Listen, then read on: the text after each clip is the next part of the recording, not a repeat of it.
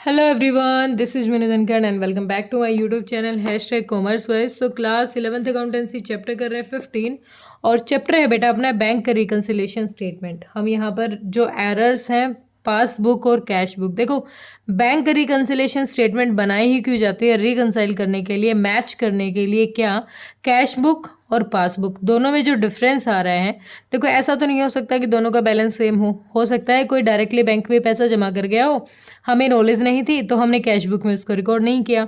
तो जब दोनों स्टेटमेंट को मैच करेंगे, कैश बुक और पासबुक को दोनों को मैच करेंगे, तभी तो पता चलेगा ना कि कौन कौन से एरर्स आ रहे हैं। तो इस स्टेटमेंट को प्रिपेयर करने का बस एक ही मेन मोटिव होता है कि भाई जो कैश बुक और पासबुक में जो डिफरेंस आ रहा है वो डिफरेंस को फाइंड आउट करना और उस एरर को ख़त्म करना।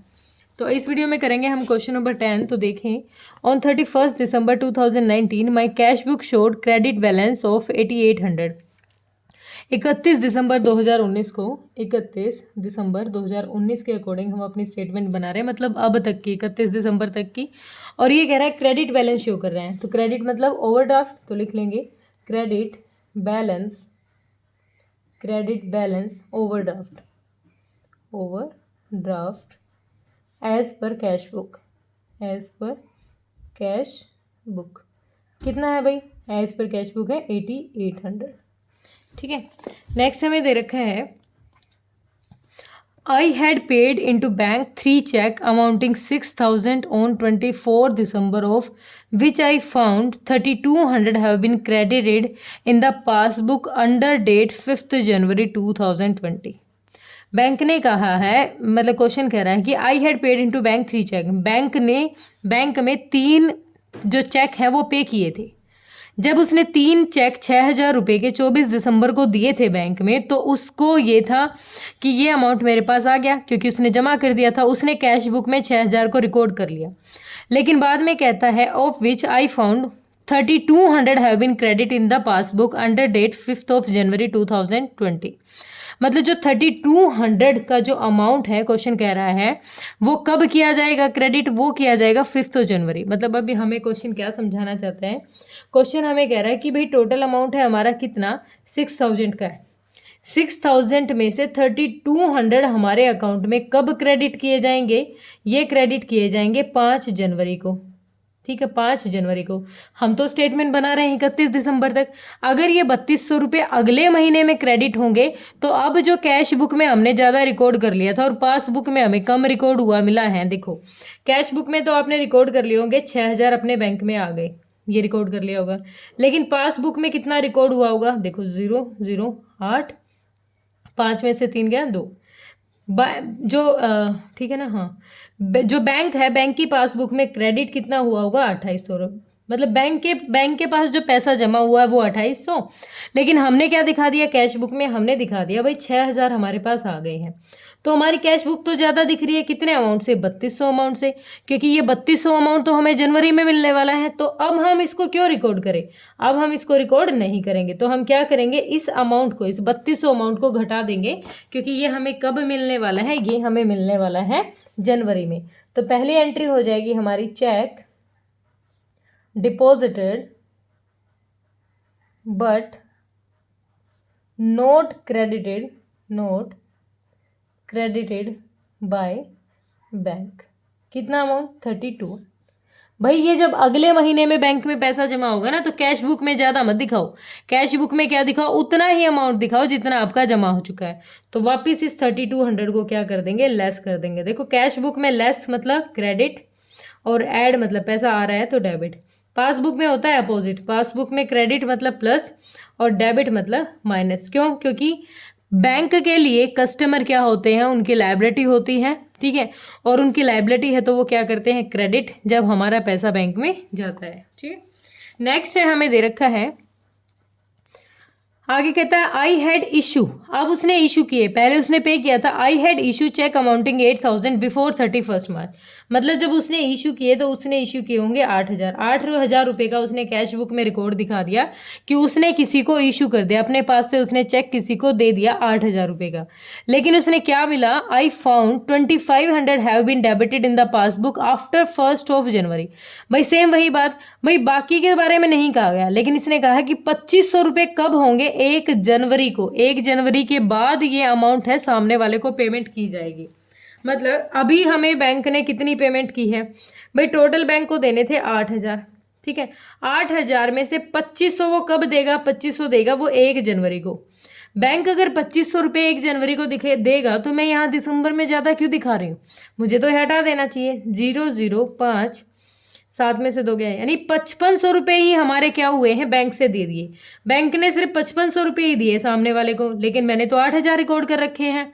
ये क्यों, क्योंकि बैंक और कैश बुक दोनों का बैलेंस मैच करना है। तो बैंक कैश बुक क्यों ज़्यादा दिखा रहा है, जब उसकी बात ही जनवरी में होगी।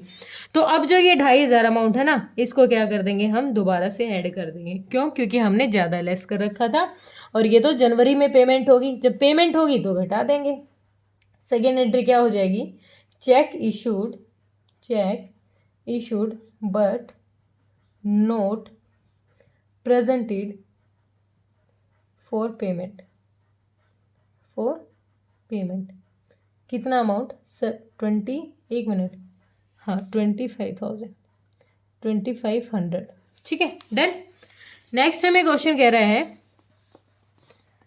I find A debit of 50 in respect of bank charge. भाई डेबिट दिखा रहा है कि 50 रुपये ना बैंक ने ना चार्ज कर रखे हैं। भाई बैंक ने चार्ज कर लिए, बैंक ने रिकॉर्ड चढ़ा लिया, मुझे तो नहीं पता था, क्वेश्चन को नहीं पता भाई। तो क्वेश्चन क्या करेगा, जब उसको पता चलेगा तो वो भी यहाँ क्या दिखा देगा, अपना 50 रुपये का एक्सपेंस दिखा देगा, उसको उस वैल्यू को वो भी घटा हुआ दिखा देगा।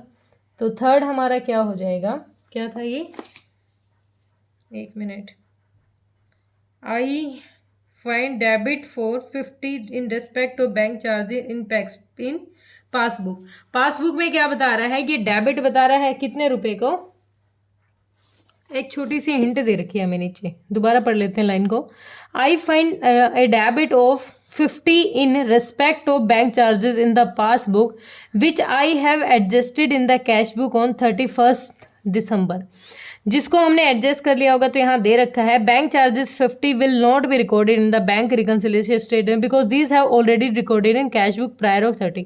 क्योंकि हम कहाँ तक बना रहे हैं, 31 दिसंबर 2019 तक, तो इसका मतलब ये अमाउंट बैंक ऑलरेडी एडजस्ट कर चुका होगा, इसको हमें रिकॉर्ड करने की ज़रूरत नहीं है। नेक्स्ट हमें दे रखा है, there is a credit of 364 interest on securities in the passbook. भाई पासबुक ने हमें क्रेडिट किया है, तो पासबुक क्रेडिट करती है कितने रुपये से, 360 रुपये। तो इसका मतलब ये अमाउंट क्या है हमारा, बढ़ा रहा है हमारे अमाउंट को, कितना रुपये, 360।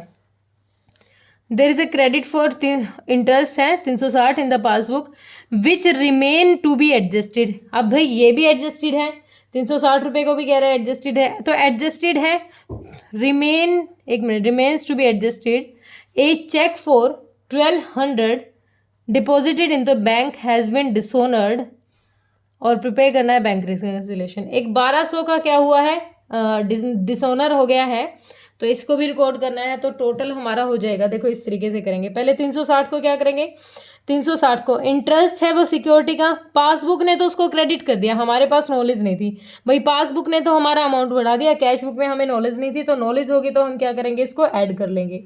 तो लिखेंगे bank collected interest on securities, ठीक है। कितना भाई, हम बढ़ा देंगे क्योंकि हमारे पास कुछ आया है, बैंक ने हमें क्रेडिट किया है ना। देन हमें क्वेश्चन कहता है कि जो 1200 रुपये हैं, एक चेक डिपॉजिट किया था लेकिन बैंक ने उसको क्या कर दिया, डिसऑनर कर दिया। देखो डिसऑनर क्या होता है, हो सकता है कि उसमें जो इन्फॉर्मेशन है वो गलत हो, या फिर उसके बैंक में पैसे ही ना हो। भाई कोई बैंक में कोई चेक मिला था हमें कितने रुपये का, सपोज करो या 1200 रुपये से हमने कैश बुक बढ़ा दी थी कि एक चेक मिला है, फिर पासबुक के जब बैंक के पास वो गया ना चेक, तो बैंक ने उसको डिसऑनर कर दिया। डिसऑनर कर दिया तो मतलब बैंक ने कैंसिल कर दिया, वो पेमेंट हमारे पास आई नहीं, तो ये पेमेंट हमने ज़्यादा लिख रखी होगी, इसलिए हम इसको ख़त्म करने के लिए क्या कर देंगे, क्रेडिट कर देंगे। तो हम क्या लिखेंगे अपनी फोर्थ एंट्री, चेक डिसऑनर, ठीक है। कितना अमाउंट, ये अमाउंट था अपना 1200 रुपये का, घटा देंगे ना हम, सॉरी यहाँ नहीं होगा। तो अब कौन सी साइड ज़्यादा जा रही है भाई, वही साइड ज़्यादा लग रही है, तो 8800, पीछे की 2 0 0, 8 और 4 12, और 8 और 3 11 और 1 12, एक और है 13 13 13,200। 8 3 11 एक 12 और एक 13, 13,200। इधर भी कितना आ जाएगा? 13,200। कितना लेस करना है इसमें से? 25 3 28, 28 60 लेस करोगे तो इसमें आ जाएगा 10,340। 10,340 क्या आ गया हमारा? ये आ गया भाई हमारा डेबिट बैलेंस है। Debit balance as per passbook. अब ये पासबुक के अकॉर्डिंग अगर डेबिट बैलेंस है तो इसका मतलब क्या है? ओवरड्राफ्ट। क्या है? ओवरड्राफ्ट। क्योंकि देखो डेबिट मैंने माइनस करके लिख रखा है, मतलब हमारे अमाउंट को क्या कर रहा है? डिक्रीज कर रहा है। तो ध्यान रखना है कि ये किसके बारे में कर रहा है, कैश बुक के बारे में कर रहा है या फिर पासबुक के बारे में बात कर रहा है। ठीक है, तो क्लियर हुआ होगा। दिक्कत परेशानी तो कमेंट सेक्शन में डालना। Thank you so much.